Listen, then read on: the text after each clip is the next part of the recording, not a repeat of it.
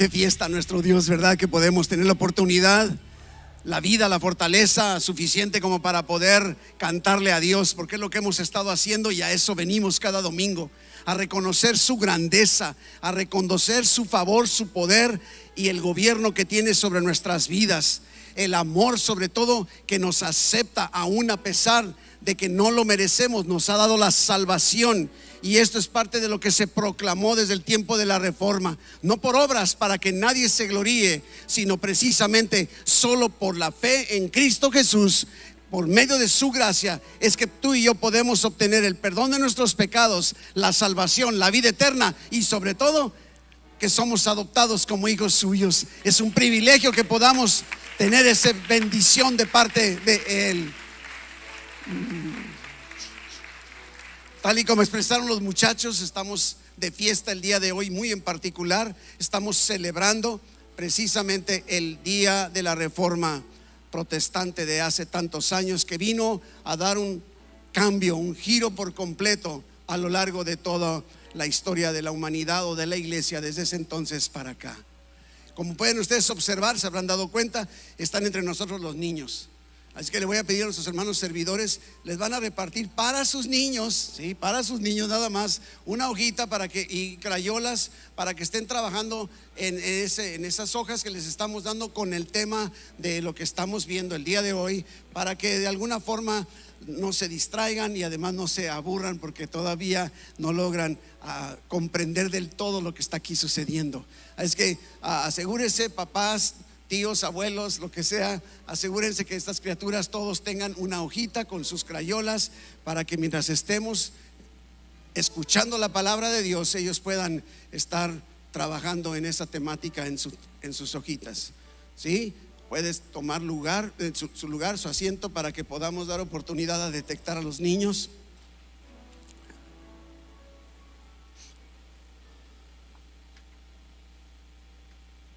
Dígale a la persona que tiene a un lado: qué bueno que estás aquí, qué bueno que estás aquí. Pero dígaselo de verdad.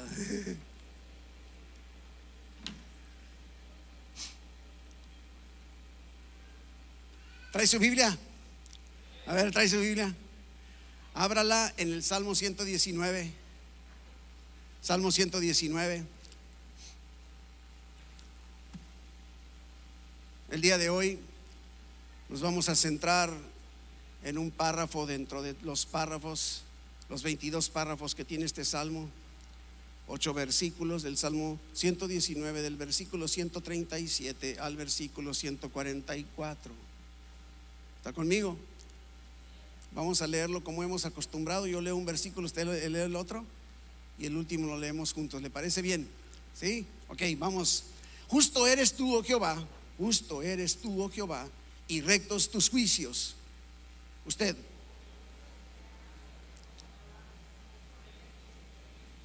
No los oigo. Mi celo me ha consumido, porque mis enemigos se olvidaron de tus palabras. Pequeño soy yo y desechado, mas no me he olvidado de tus mandamientos.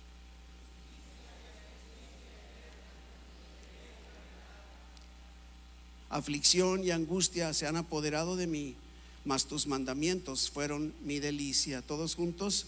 Justicia eterna son tus testimonios, dame entendimiento y viviré. Oh, bendito seas, Padre, gracias por esta oportunidad que nos das de detenernos, de tomar un tiempo para meditar, reflexionar en tu palabra, porque sabemos que tu palabra es verdad. Sabemos que tu palabra es enviada por ti con un propósito y nunca vuelve vacía. Cumple tu propósito en esta tarde sobre nuestras vidas, Padre. Que seamos enseñados, dirigidos y transformados conforme a tu propósito. Y te damos a ti la honra, la gloria, en agradecimiento, Padre, en el nombre de Jesús. Amén, amén. Nos hemos encontrado durante el mes de octubre en una serie que hemos titulado Su palabra es suficiente. ¿Recuerdan? Su palabra, la palabra de Dios es suficiente. No necesitamos más allá de la palabra. Y el primer domingo de octubre en esta serie vimos que su palabra permanece para siempre. ¿Recuerdan? Permanece para siempre. Y de alguna manera no solo es eterna, permanece, está ahí, ¿verdad? De alguna manera, y es para siempre. Se mantiene inclusive firme en el cielo. ¿Se acuerdan? ¿Qué mejor lugar que la palabra de Dios esté firme que allá precisamente en el cielo? Y creemos, porque así lo declara su palabra, que es palabra de Dios, y por lo tanto somos invitados, impulsados a obedecerla, lo que ahí dice. Y así que cuando vienen las tormentas, cuando vienen las preocupaciones, el dolor, el sufrimiento, las inquietudes, la amargura, tenemos en la palabra de Dios un ancla segura, porque está asegurada, afianzada allá en los cielos. No cambia. Cambiará todo, pero la palabra de Dios no cambia. El segundo domingo vimos cómo la palabra de Dios alumbra con autoridad. Un pasaje muy conocido entre nosotros como cristianos, o quienes hemos leído un poco la Biblia, es este versículo 105 que dice: lámpara es a mis pies tu palabra y lumbrera a mi camino. Esto es precisamente la palabra de Dios para nuestro diario vivir. Para cada paso que damos necesitamos una luz. No sabemos, si no tenemos esa luz podemos tropezar. Necesitamos, este es un sentido figurado, pero en la realidad necesitamos ser iluminados el camino que Dios tiene para nosotros. Cada paso que tenemos que dar para no tropezar y alejarnos de Él.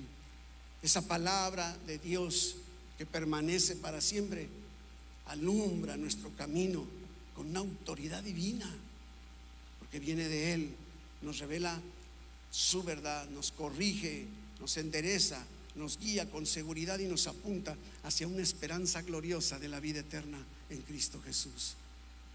Completo todo.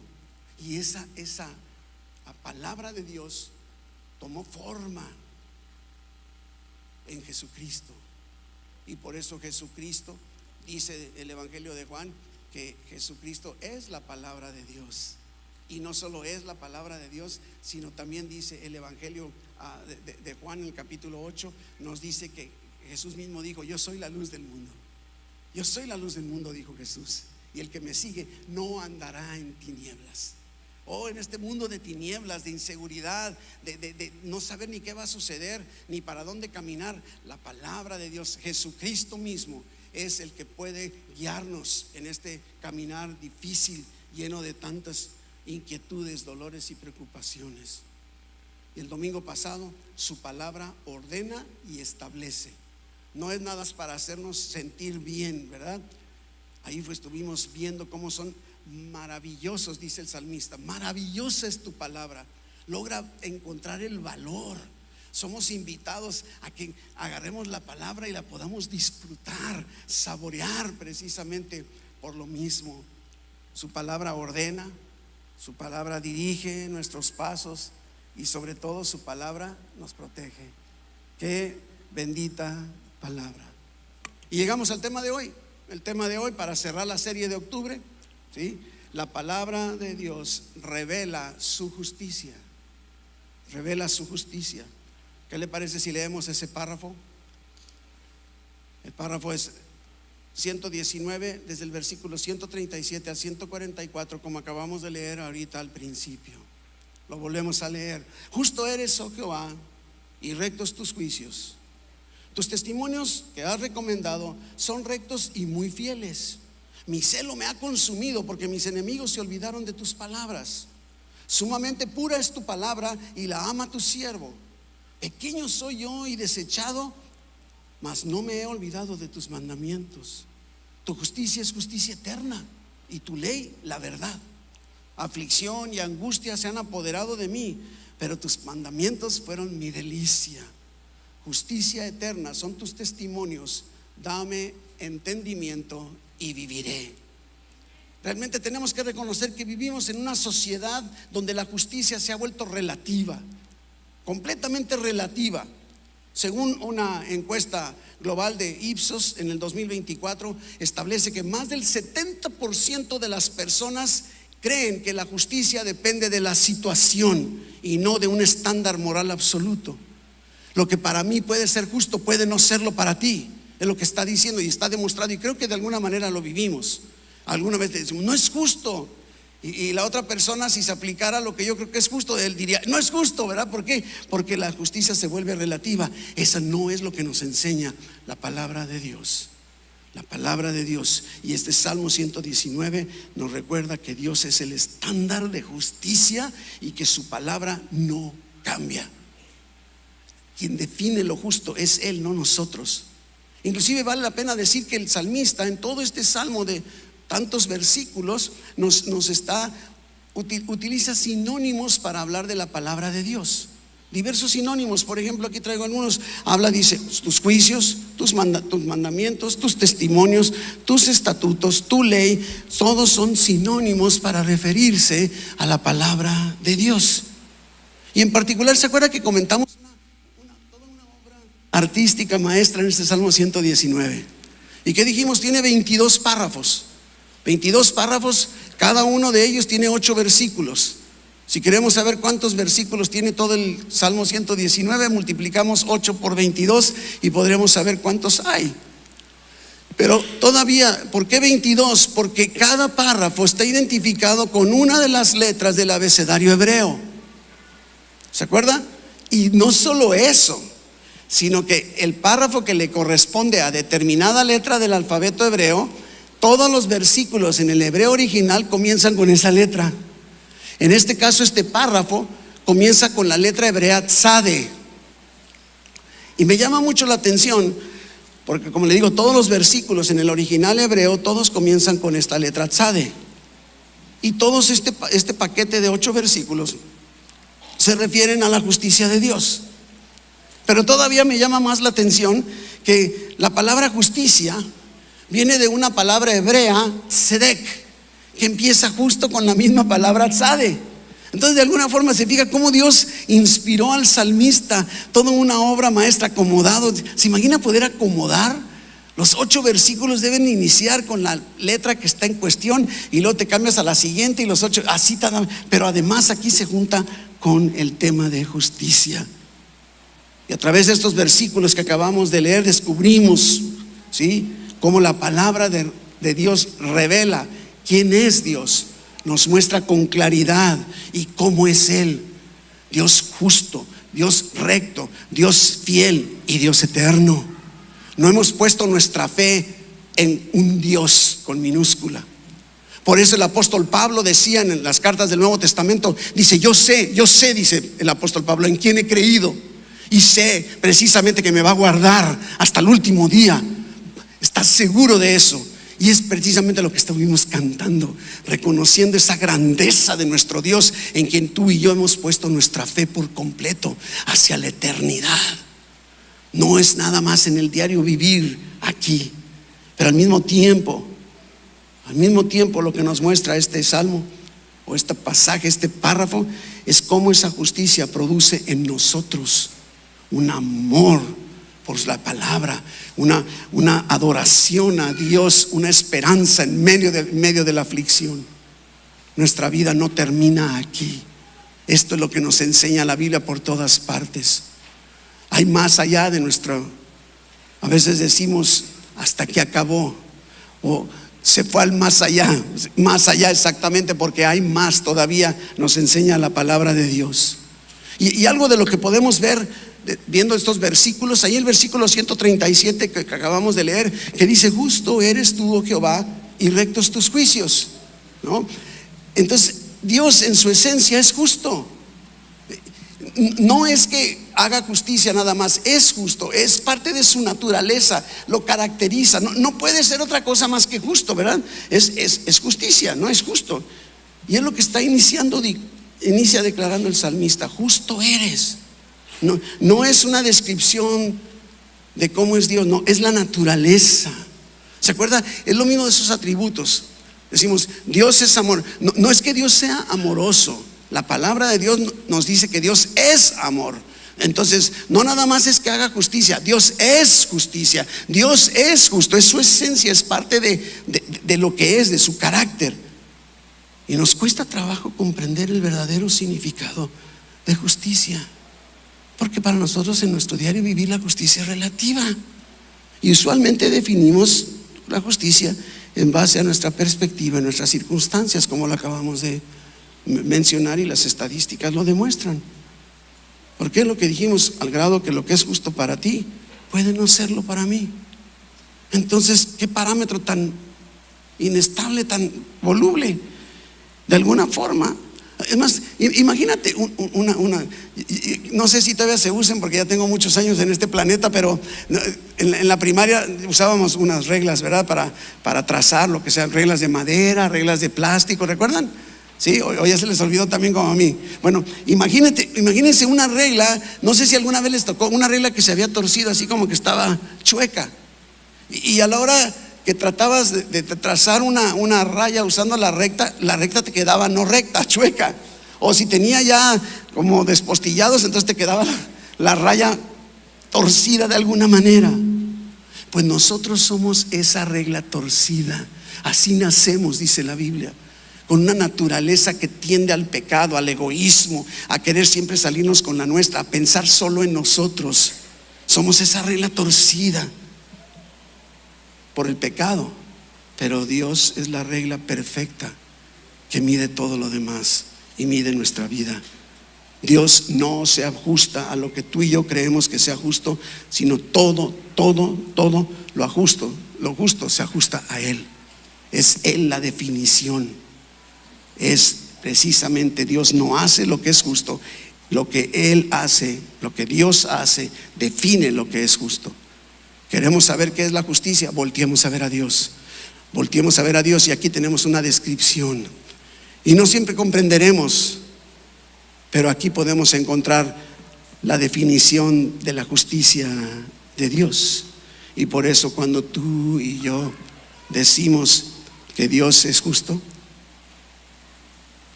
estamos afirmando que Él es el fundamento mismo de la rectitud y del bien. Pero en el versículo 130, ahí mismo, la otra parte del 137 completa diciendo: y rectos tus juicios. O sea, justo eres Jehová y rectos tus juicios. Todo juicio que sale de Dios es recto, derecho, ¿sí? Y fiel además. El salmista reconoce que la justicia de Dios, la justicia divina, no se contradice ni se equivoca. ¿Te das cuenta de la trascendencia de lo que aquí está diciendo en unos cuantos versículos? Estamos hablando de 8 versículos, nada más.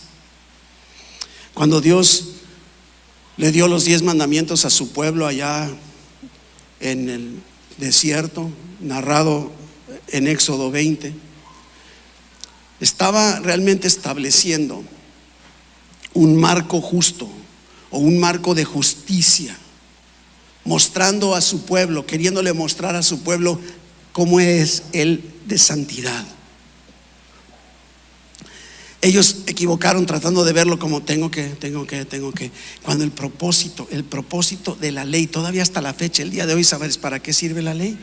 Para mostrarnos la santidad de Dios y nuestra incapacidad por nuestra propia cuenta de vivir en santidad. No podemos.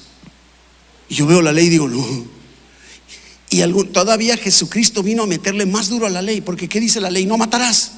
Y no, yo no he matado a nadie. Es lo que hacían los fariseos en aquel tiempo. Yo no he matado a nadie. Y dice Jesús: espérame tantito, déjame decirte algo. ¿Te has enojado así, muy enojado con tu hermano? Ya lo mataste. Ya eres un asesino. No, bueno, a lo mejor, pero ¿sabes qué? Yo no he cometido adulterio, yo no me meto con nadie. Y dice Jesús: espérame, déjame decirte.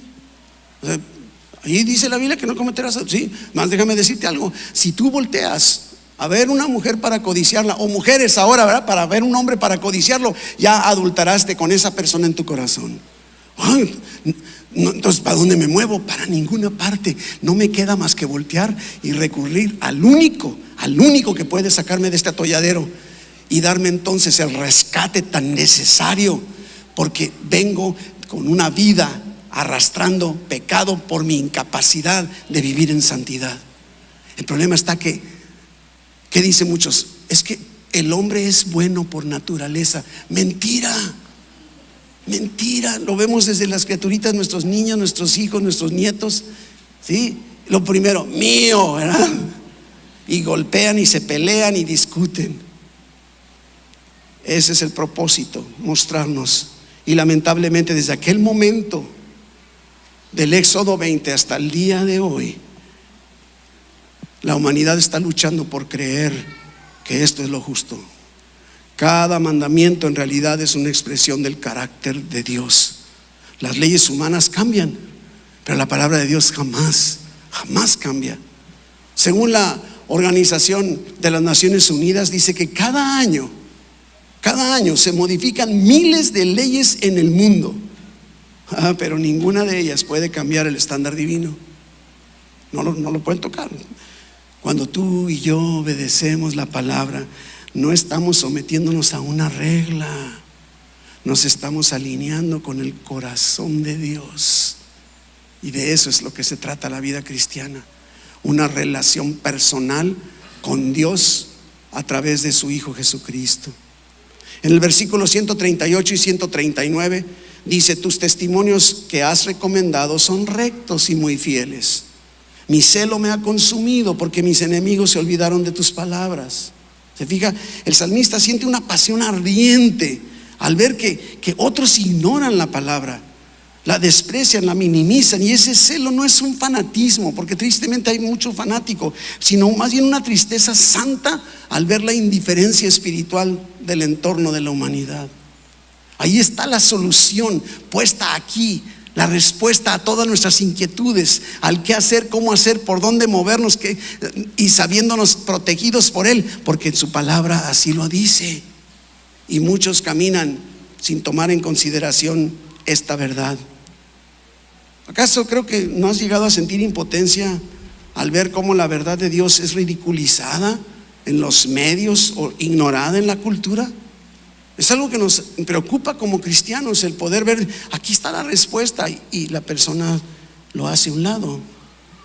Es a lo que se está refiriendo, está preocupado. ¿Por qué? Porque la humanidad no quiere recurrir a la respuesta para su diario vivir. Y luego el versículo 140: sumamente pura es tu palabra y la ama tu siervo. Aquí el salmista está usando la imagen como de cómo se refinan los metales. No me voy a meter en detalles, pero sabemos bien que el oro y la plata se tiene que refinar. ¿Y cómo lo hacen? Le meten a fuego y van quitando las impurezas hasta que logran el grado de perfección buscado. Ese es a lo que se está refiriendo. Es sumamente pura, o sea, fue probada, fue refinada. La palabra de Dios ha sido probada por los siglos de los siglos y sigue siendo pura. Nada la ha cambiado. Ha sido traducida a más de 740 idiomas y sigue siendo el libro leído y distribuido más de todo el mundo. La palabra de Dios, a pesar de ataques, de persecución, de burla, sigue mostrando una pureza inquebrantable. ¿Se acuerdan con lo que platicamos de Voltaire? Aquel famosísimo filósofo francés de antaño, que atacó al cristianismo y a la Biblia y decía: dentro de 100 años este movimiento cristiano y su Biblia no existirá, la Biblia estará en un museo. Pues se murió Voltaire y la palabra de Dios sigue viva. Y no solo eso, ¿se acuerdan?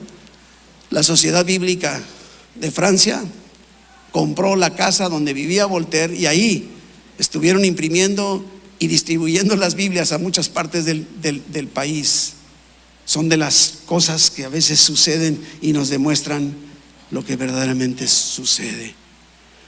Nosotros, como hijos suyos, no solo obedecemos su palabra, sino la amamos, porque quien ama la palabra de Dios ama al Dios que la establece. Va de la mano. Versículo 141 dice: pequeño soy yo y desechado, mas no me he olvidado de tus mandamientos. Ahora el salmista está reconociendo lo insignificante que él es ante los hombres en la opinión. ¿Cuántas veces como cristianos hay una burla hacia nosotros? Pero somos valiosos para Dios, aunque no lo seamos para los demás. Y aunque despreciado lo que está expresando, su valor, el valor del salmista no depende de la opinión humana. Lo que tú vales, lo que tú eres, tu identidad no depende de lo que los demás opinan, sino de lo que Dios dice de ti. establecido en la Biblia. No podemos perder de vista.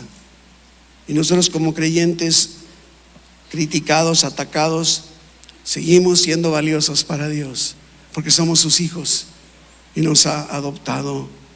Nuestra identidad proviene de lo que Dios dice de nosotros en su palabra, no en lo que el mundo dice. Versículo 142. Dios es el estándar eterno de la justicia. Mire lo que dice: tu justicia es justicia eterna y tu ley la verdad. Todo lo que Dios hace permanece. Los sistemas humanos cambian, los gobiernos, las leyes, las ideologías, pero la justicia de Dios es eterna, porque Él es eterno. Imperios a lo largo de la historia que inclusive parecían indestructibles, ¿recuerdan? Babilonia, se jactaban de ser un imperio glorioso. ¿Dónde está Babilonia? Tal y como dijo que iban a acabar Babilonia, así es el día de hoy. El imperio romano, la antigua unión de repúblicas soviéticas y socialistas, y lo que había de Alemania, ¿verdad? Esa división que había, y ahora, pero la palabra sigue de pie, la palabra de Dios sigue firme. Y por eso Jesucristo decía o dijo en Mateo 24: el cielo y la tierra pasarán, pero mi palabra no pasará.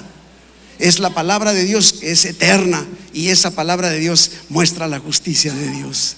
¿Qué más podemos esperar? ¿Qué más podríamos pedir? Vámonos al versículo 143. En la aflicción su palabra nos da delicia, nos da perspectiva. Mire, aflicción y angustia se han apoderado de mí, pero tus mandamientos fueron mis delicias.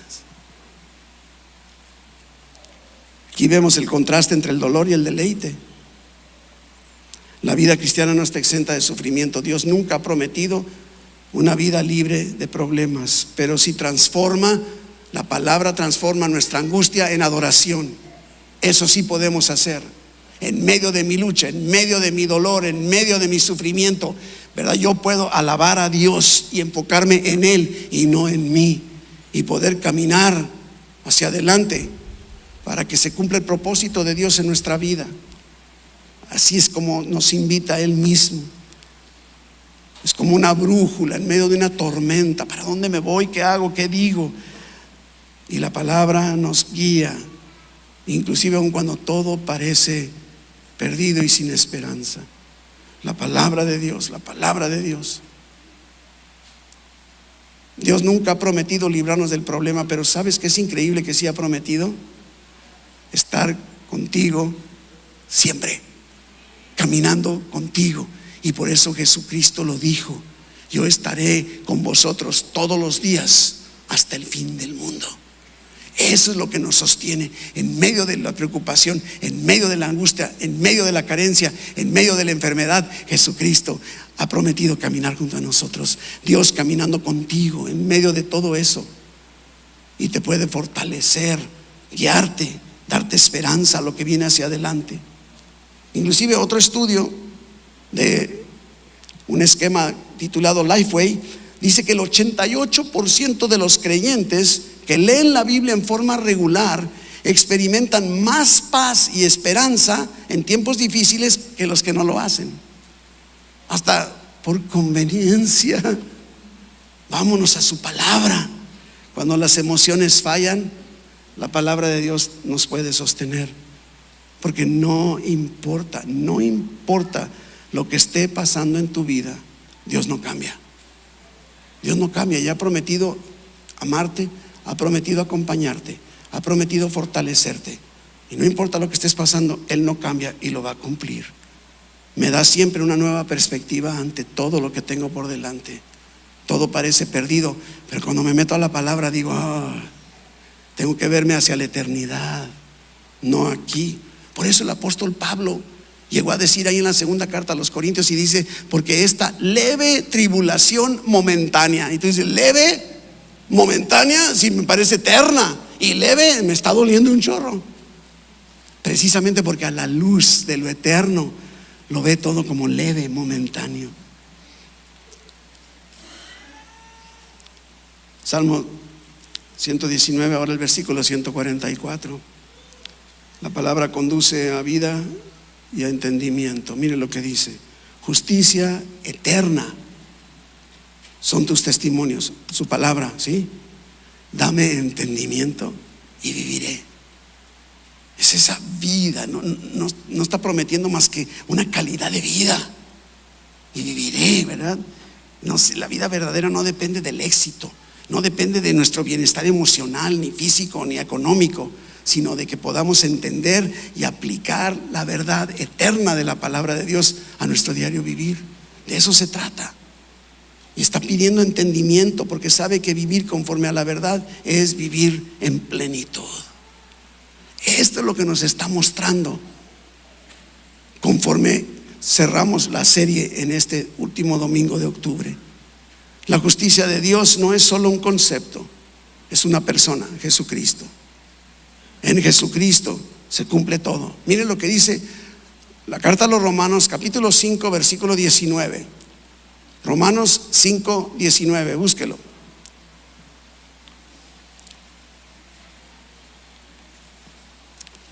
Dice, porque así como, ¿se acuerdan? Ya lo tiene, así como por la desobediencia de un hombre, ¿quién? Adán, ¿verdad? Los muchos, nosotros, fueron constituidos pecadores. Así también, de la misma manera, por la obediencia de uno, Jesucristo, los muchos serán constituidos justos.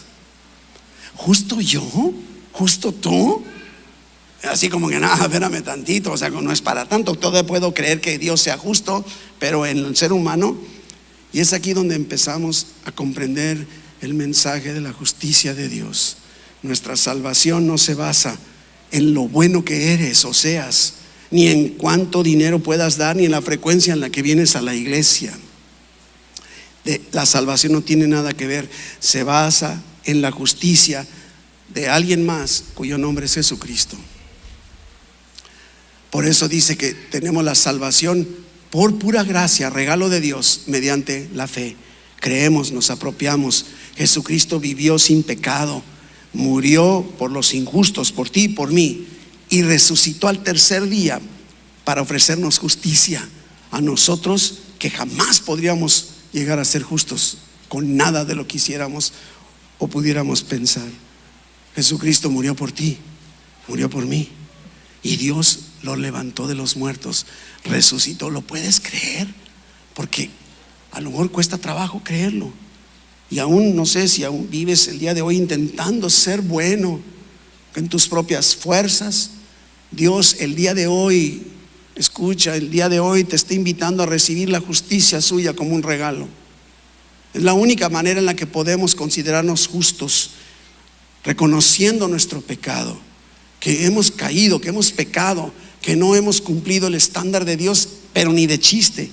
Y debemos venir entonces reconociendo, y nos debe llevar a un arrepentimiento. Y te diría, reconoce tu pecado, arrepiéntete y ven a Dios por tu perdón, que lo ofrece con brazos abiertos. Y no solo te perdona, esto es lo increíble, también te salva, te da la vida eterna. Y esa vida eterna no se gana, se recibe por fe. La justicia, Él es el que declara, Él es el Dios justo, y Él es el único que puede declarar justicia sobre cualquier persona. Si tú estás aquí en esta tarde y nunca has dado este paso para poder reconocer, confesar, creer desde tu corazón que Cristo es tu Señor, tu Rey, tu dueño, y que Dios le levantó de los muertos, y si lo crees y lo confiesas, dice la carta a los Romanos, serás salvo, recibirás el perdón de tus pecados y la vida eterna, y empezarás a caminar ahora sí de la mano, pudiendo tener una relación con Dios a través de Jesucristo. Dice el Evangelio de Juan en el capítulo 3, versículo 17, y dice, porque no envió Dios a su Hijo al mundo para condenar al mundo. Ese no fue el propósito, sino para que el mundo sea salvo por Él. El que cree en Jesús no es condenado, pero el que no cree en Jesús ya ha sido condenado. ¿Por qué? Pues porque no creyó en el nombre del unigénito Hijo de Dios. Cristo ya pagó por tus pecados y te ofrece en esta tarde una vida nueva, una vida declarada justa delante de Él. Y te diría: ven a Cristo. ¿Por qué no vienes a Cristo en esta tarde? Si nunca has dado este paso de fe en donde digas: yo quiero confesar creyendo que Cristo es mi Señor y que Dios le levantó de los muertos cuando murió por mí, y quieres dar este paso el día de hoy, levanta tu mano ahí donde estés. Solo quiero orar contigo. Te lo digo una y otra vez: no te quiero vender un libro, no te quiero pedir dinero, no queremos más que ayudarte, que des este paso de fe donde puedas tú decir: creo en Jesucristo como mi Señor y Salvador, creo que murió por mí y creo que Dios le levantó de los muertos al tercer día, y que si pongo mi fe en Él, es Dios el que me declara justo, es Dios el que perdona mis pecados, y entonces experimento esa vida eterna de la mano de Dios, enfrentando todo lo que sea que venga. ¿Quieres entregar tu vida de esta manera en esta tarde? Levanta tu mano. Solo quiero llevarte a la oración. No lo pospongas. Este es un día importante. ¿Sabes por qué? Porque estás aquí, porque Dios te trajo. No importa las circunstancias que tú consideres por qué estés aquí, Dios te trajo aquí porque quiere salvarte, quiere perdonar tus pecados, quiere que reconozcas tu necesidad de Él. Él es la única solución para todo lo que tú tienes por delante.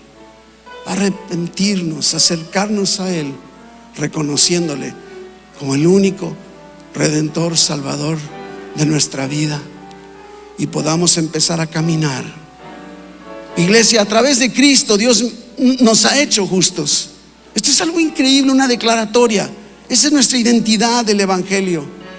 No por lo que hayamos hecho, sino por lo que Dios ha hecho, por lo que Dios nos ha dado. Dice la segunda carta a los Corintios, en el capítulo 5, versículo 21. Segunda de Corintios 5, 21 dice: al que no conoció pecado, Jesucristo, Dios por nosotros lo hizo pecado. ¿Para qué? Para que entonces tú y yo lleguemos a ser la justicia de Dios en Cristo. ¿Sabe lo que ahí sucedió? Y lo hemos dicho una y otra vez, como aquel himno tan conocido: glorioso intercambio. Aquí está mi vida llena de puro pecado, no hay más que pecado, injusticia, maldad, con necesidad de perdón. Y acá está Jesucristo, una vida impecable, intachable, sin pecado. Y entonces, ¿qué hace Dios? Dice: ¿sabes qué? Aunque no conociste pecado, voy a tomar el pecado de Enrique y te lo voy a aventar todo, Jesús. Y ahora tú, Jesús, le vas a aventar a Enrique toda tu justicia. Y ahora yo camino como la justicia de Dios en Cristo, aunque no parezca. Y dice: pastor, pues es que yo te he visto. Mi pecado allá quedó, y ahora yo soy la justicia de Dios en Cristo, y camino con esa certeza. Ese es el mensaje del Evangelio. Esa es la salvación que Dios ofrece a nuestras vidas. ¿Qué hice para merecerlo? ¿Qué hiciste para merecerlo? Nada, absolutamente nada. Y por eso estamos en igualdad de circunstancias. No importa si tú conoces más la Biblia que yo, no importa si tú eres más santo que yo, no importa si tú te portas mejor que yo. Lo que importa es que Dios hizo una declaratoria de justicia sobre mi vida, y ahora yo soy la justicia de Dios en Cristo. Camino con esa certeza. Y termino con este pasaje tan hermoso de la carta que escribe también el apóstol Pablo a Tito, Tito 3, versículos 4 en adelante. Pero cuando se manifestó la bondad de Dios nuestro Salvador y su amor para con los hombres, nos salvó, no por obras de justicia que nosotros hubiéramos hecho, sino por su misericordia, por el lavamiento de la regeneración y por la renovación en el Espíritu Santo, el cual derramó Dios en nosotros abundantemente por Jesucristo nuestro Salvador. ¿Para qué? Para que, justificados por su gracia, viniésemos ahora a ser herederos conforme a la esperanza de la vida eterna. Bendito sea el Señor por todo lo que nos ha dado. Y por eso te decía al principio, si no has dado este paso, no te detengas y no lo dejes pasar. Te invito, iglesia, vamos poniéndonos de pie y proclamemos. Ponte de pie y proclamemos juntos lo que la palabra de Dios dice, y digamos: justo eres tú, oh Señor, y rectos tus juicios. Digamos juntos: justo eres tú, oh Señor, y rectos todos tus juicios. Oh Padre celestial, gracias por tu justicia. Gracias por habernos declarado justos en Cristo. Ahora, Padre bendito, muévenos para adorarte, no solo hoy, sino cada instante de nuestro diario vivir, alejándonos de la cultura que influye, y que ese sea nuestro estilo de vida, sabiendo que tu palabra, Dios, revela tu justicia en todo. Gracias, Padre bendito, por tu palabra, y gracias por tu bendición sobre nuestras vidas. Exaltamos, bendecimos tu nombre, en el nombre precioso de Jesús. Amén. Dios le bendiga, puede sentarse.